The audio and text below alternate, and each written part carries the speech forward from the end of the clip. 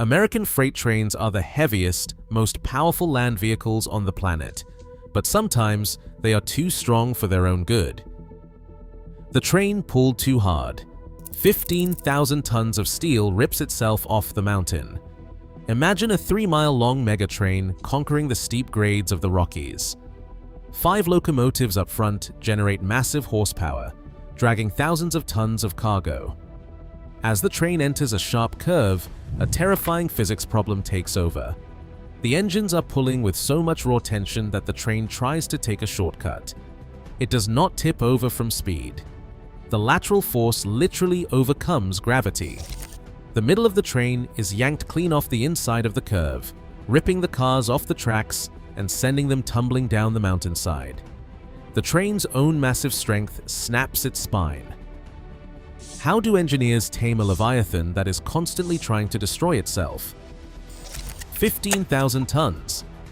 That is the raw, unyielding weight of a fully loaded American heavy-haul freight train climbing a mountain grade. Each car on this train is a behemoth in its own right, built to carry up to 286,000 pounds, nearly 143 tons per car. Multiply that by more than 100 cars, and the numbers become almost mythic. On tracks engineered for the absolute limit, this train stretches nearly 3 miles from head to tail, a steel leviathan longer than 40 city blocks laid end to end. At the front, 5 modern diesel-electric locomotives, each weighing over 400,000 pounds, combine their tractive effort to unleash more than 20,000 horsepower. These engines are not just powerful, they are the concentrated product of a century of American engineering, designed to move mountains of steel, coal, grain, and oil across the continent. Their frames are forged to withstand the shock and strain of pulling a load that would crush lesser machines. Each locomotive alone weighs as much as an entire European passenger train, and together they are tasked with dragging this rolling mountain over the Rockies. This is the scale at which American railroading operates. Nowhere else on Earth do trains run this long, this heavy, or this hard. European railways, with their lighter rails and smaller loading gauges, top out at axle loads around 22 tons. Here, a single axle on a loaded car bears 36 tons. The rails themselves are heavier, the couplers thicker, the bridges and tunnels built for a different order of magnitude. The American heavy-haul train is not just a mode of transportation, it is a declaration of industrial capacity, a moving monument to tensile strength, and the relentless pursuit of efficiency. But with such mass comes consequence. Every ton of steel, every gallon of fuel, every inch of length adds to the invisible forces coiled within the train. The numbers are not abstract. They are the very foundation of what happens next, as this 15,000-ton chain of steel rounds a curve, and the physics of power, weight, and geometry collide. No other nation on Earth attempts what American railroading demands. In Europe, the limits are written into the steel itself. The rails weigh just 113 pounds per yard, lightweight by American standards, and the maximum axle load stops at 22 tons. These are not arbitrary numbers. They are the product of centuries of constraint, tighter tunnels, shorter sidings, lighter bridges, and a loading gauge that simply does not allow for the bulk and mass that define the North American heavy-haul train. The result is a railway system optimized for nimble, frequent service, efficient, yes, but fundamentally unsuited to the brute logistics of moving entire mountains of coal, grain, or steel in a single rolling chain. Here, the laws of physics draw a hard boundary. European freight trains rarely stretch beyond a mile, and consist weights are capped at a fraction of what American mainlines endure. The couplers, often buffer and chain assemblies, cannot transmit the kind of draft force required to pull a 3-mile consist over a mountain grade. Even if the locomotives existed, the infrastructure would not survive the attempt. The rails would buckle, the bridges would fail, and the very geometry of the track would resist the passage of such a behemoth. In the United States, by contrast, the average freight train length has grown by nearly 25% since 2008. Mainline rails are forged at 136 pounds per yard, and every component, from the Janney coupler to the concrete tie, is engineered to withstand the relentless, accumulating strain of 36-ton axle loads.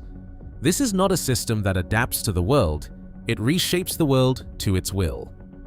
The American heavy haul train is the only machine on land that routinely tests the tensile strength of steel at this magnitude, the only one that must negotiate the invisible vectors of draft and compression on such a scale. The physics that threaten to tear it apart are, in a sense, the same forces that define its dominance. This is why stringlining is an American problem. Nowhere else does the combination of mass, length, and horsepower create the potential for a train to pull itself off the mountain. The rest of the world is spared the risk because it never dares the attempt. Here, the stakes are measured in thousands of tons and millions of pounds of force, an industrial wager that only American railroading has ever placed. Draft force is the hidden giant that stalks every mile of mountain railroad. As a train weighing 15,000 tons claws its way uphill, the lead locomotives transmit their full tractive effort down the steel chain, car by car, all the way to the rear. Each coupler, each drawbar becomes a link in a 3-mile-long system under relentless tension. The physics are merciless. On a 1% grade, the resistance to uphill movement is 20 pounds of pull for every ton of train. That means a single loaded car, at 143 tons, demands nearly 2,900 pounds of force just to hold its place on the slope. Multiply that by 120 cars, and the numbers escalate into the hundreds of thousands of pounds, pure tensile stress building from the rear toward the head end, accumulating with every axle, every foot of steel. This is not a force that vanishes after the first car. It stacks relentlessly as the locomotives at the front must not only move their own weight, but also overcome the friction and gravity holding back every car behind them. The draft force at the lead coupler is the sum of all resistance in the train behind. On a steep Rocky Mountain grade, that means the first few cars are subjected to the highest tension anywhere in the system, sometimes exceeding 400,000 pounds at the front coupler on the heaviest consists. Each locomotive is engineered to survive these stresses, its frame forged to transmit force without yielding, but the couplers and draft gear between cars are the system's true test points. They are the steel sinews that hold the train together, and they live on the edge of their design limits every time the throttle opens on a mountain climb. This principle, the cumulative buildup of draft, is why American railroads have developed strict grade rules. The 20 pounds per ton per percent grade formula is not just a guideline, it is a survival rule, born from a century of broken trains and hard-learned lessons. Every dispatcher, every engineer, every master mechanic knows this number. It governs how many locomotives are assigned, how the train is blocked, and how much risk is accepted with every move up the mountain. In these moments, the train is a single, continuous structure, 3 miles of steel, all of it stretched tight by the invisible hand of physics, daring the mountain to break its back. A mountain curve is not a gentle arc. It is a calculated obstacle, a precise test of steel against geometry. When a 15,000-ton train enters a horseshoe bend, the laws of physics do not soften, they sharpen. Every car, every coupler becomes an unwilling participant in a contest of vectors. The track demands that the train follow its path, but the draft force surging from the lead locomotives wants something else, to pull the entire consist into a straight line as if the mountain were nothing but a minor inconvenience. This is the bowstring effect in its purest form, 3 miles of steel drawn tight, straining to snap through the curve with the mountain itself as the bow. Curve resistance is the hidden adversary. On a straight grade, the draft force simply fights gravity and friction, but in a curve, a new component appears, lateral force. For every degree of curvature, resistance climbs by nearly a pound per ton. On a 10-degree curve, that adds over 150 pounds of extra pull for each loaded car. Multiply by 100 cars, and the numbers become staggering. Tens of thousands of pounds of inward force pressing the train toward the inside of the bend. The couplers, designed to transmit pure tension, are now forced to operate at a yaw angle, converting longitudinal pull into a sideways assault on the rail. The geometry of the coupler itself becomes critical. Even a modest angle, just 2 or 3 degrees off center, magnifies the lateral load. The steel knuckles groan as they transmit both the forward surge and the inward shove, and the wheel flanges, barely more than 1 inch of hardened steel, become the final defense. In these moments, the train does not simply ride the rails. It tries to tear itself free from the constraints of the track, exerting a force so immense that only the combined strength of the rail, the tie, and the ballast can hold it in check. This is not a flaw in design or an error in operation. It is the natural outcome of unmatched horsepower and industrial ambition. No other railway system on Earth faces this challenge because no other nation dares to field trains with such mass, such length, and such relentless drive. The struggle at the curve is the price of American dominance in heavy-haul railroading, a negotiation between the tensile strength of steel and the unbending will of the mountain. The order of cars on a heavy-haul train is not just a matter of paperwork. It is a matter of physics and survival. In American freight, the discipline of weight distribution is absolute. Every car's position is chosen for a reason, and the golden rule is simple. Never place empty, featherweight cars ahead of loaded ones when climbing a mountain. The reason is as unforgiving as steel itself. When a 15,000-ton train grinds into a curve, the force from the lead locomotives surges through every coupler, pulling each car forward. If empty cars, a mere fraction of the mass, sit ahead of loaded giants, they become a structural hinge, a weak link in the chain. The draft tension does not care about intentions. It seeks out the point of least resistance. The rear, packed with dense loaded cars, drives forward with the full weight of the mountain behind it. The empties in the middle, light and fragile by comparison, are forced to transmit this colossal draft force. Instead of standing firm, they flex. Instead of anchoring the train to the curve, they become the pivot around which disaster can unfold. A rolling stock analyst describes it like this: imagine a steel cable stretched to its breaking point. If the cable is uniform, the load is shared. But introduce a thin, brittle section and the entire system is at its mercy. That is what happens when light cars are blocked ahead of heavy ones. The tension at the couplers spikes, and the empty cars, sometimes weighing less than a quarter of the loaded cars behind them, are asked to hold back thousands of tons. On a tight curve, this difference is magnified. The inward pull tries to snap the train straight, and the weakest section bows out first. This is not a theoretical risk. It is a mechanical certainty given the right conditions. The formation of a hinge in the consist is the first step towards stringlining, the moment when the train's own strength overwhelms its structure. The discipline of blocking, placing heavy cars ahead of empties, is not just a best practice. It is the only thing standing between control and catastrophe. The next moment, as the train accelerates into the curve, will reveal the true cost of breaking this rule. Slack is the silent fuse in a freight train, a hidden reserve of energy stretched across 3 miles of steel.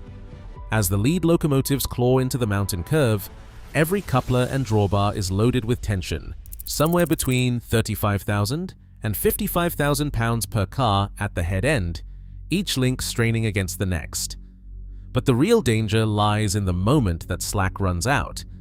In a fraction of a second, as the last inch of play vanishes from 140 couplers, the draft force surges. Tens of thousands of pounds of tensile energy spike through the train, a wave that races from the engines to the rear, compressing steel and testing every weak link. On a sharp curve, this spike is not just forward, it is inward. The couplers, forced to angle by the geometry of the track, convert a portion of that tensile force sideways, pressing the entire consist toward the inside of the bend. The wheel flanges, barely more than an inch of hardened steel, are now the only defense. The Nadal criterion, the mathematical test of flange survival, is breached in these moments. Lateral to vertical force ratios soar past 0.8, sometimes reaching 0.95 or higher in the instant of slack runout. For a loaded car, that means the inward force is nearly equal to the vertical weight holding it on the rail. For an empty car, the margin vanishes entirely. The physics are merciless. The empty cars, already weakened by their lack of mass, are now subjected to a local spike in lateral to vertical ratio, a sudden, brutal loading that can double the risk of flange climb. The steel lip grinds against the railhead, shrieking under the onslaught until the vertical load is overwhelmed. In that instant, the flange rides up and over, and the car cuts across the inside of the curve. The train has ripped itself off the mountain, not through failure of design, but through the raw, unleashed power that only American heavy-haul railroading dares to command. This is the mechanical climax, the point of no return. The spike in tensile force, born of slack runout and magnified by improper car order, defeats the only barrier left, the flange. No other railway on Earth faces this battle, because no other system wields such mass, such length, or such power. Here, the price of industrial dominance is paid in steel, noise, and the violent negotiation between physics and ambition. Distributed power changed the physics of American heavy-haul railroading. Where once 5 head-end locomotives funneled all their tractive force through a single unbroken chain of steel, distributed power units insert strength where it is needed most. Mid-train locomotives, controlled by radio from the lead cab, do not simply add horsepower, they transform the nature of the forces inside the train. Instead of a 3-mile cable stretched to its breaking point, the consist becomes a series of balanced segments, each sharing the load. A systems engineer explains the effect in numbers. On a 15,000-ton mountain train, a properly placed distributed power unit can cut peak draft tension by 30 to 50%. Where the head end once saw 400,000 pounds of pull at the lead coupler, distributed power drops that figure to 200,000 pounds, sometimes less. The difference is not just theoretical. Lateral to vertical force ratios, the very numbers that define whether a wheel flange will hold or climb the rail, fall back into the safe zone. The bowstring effect, once poised to snap the train through the curve, is neutralized. Instead of a single relentless pull, the train pushes and pulls in concert, every segment working to keep the steel spine intact. This is not a minor adjustment. It is a reversal of risk, a recalibration of physics that only American railroading has mastered at this scale. The mountain remains unyielding, but the train now meets it on equal terms, armed with the full weight of modern engineering and a force profile that no other nation's railway dares to attempt. Control of a 15,000-ton mountain train is not left to chance or intuition. The dispatcher's office, high above the rails in both authority and responsibility, became the nerve center for a new era of operational discipline. Here, every movement is governed by a latticework of rules, blocking protocols, telemetry checks, and consist makeup audits that reflect the hard lessons written in steel and stone. The practice of blocking, once a matter of local habit, now stands as federal doctrine. Heavy cars must anchor the head end, empties buffered behind, every segment assembled to withstand the invisible siege of draft force. Yard crews confirm the order, but the dispatcher holds final authority, armed with real-time data from end-of-train devices and remote telemetry.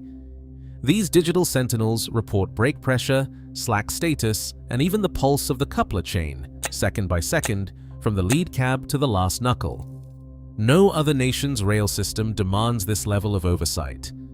In Europe, lighter trains and milder grades rarely require such rigor.